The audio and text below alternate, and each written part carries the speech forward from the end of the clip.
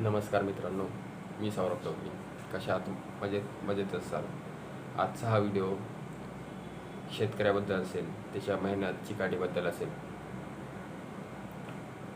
एक छोट्याशा गावात गणपत नावाचा एक गरीब शेतकरी राहत होता. तो फार मेहनती होता. त्याच्याकडं अर्धा एकर शेती होती. एका वर्षी पावसानं पाठ फिरवली, पीक जळलं,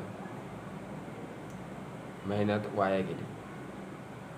गावातले सगळे त्याला म्हणायचे, यावर्षी तरी शेती सोड. पण तो मागे हटला नाही.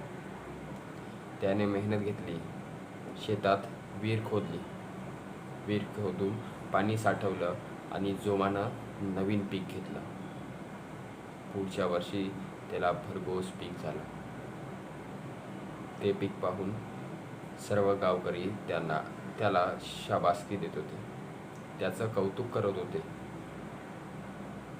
या कथेचा अर्थ एवढाच, परिस्थिती कशीही असो, परिस्थिती बदलत राहील, पण मेहनत आणि जिद्द चिकाटी हेच यशाचे खरे बियाणे आहे. तुम्ही काय करता, कशा पद्धतीने करता, हे त्यावर अवलंबून असते. नक्कीच प्रयत्न करत राहा. यश तुमच्या पाठीशी असेल, हेच या कथेतून कळतं. आणि हा व्हिडिओ इथंच समाप्त होते. व्हिडिओ कसा वाटला कमेंटमध्ये सांगा. व्हिडिओला लाईक करा, चॅनलला सबस्क्राईब करा.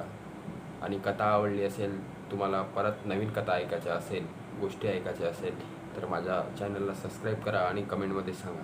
धन्यवाद. जय महाराष्ट्र.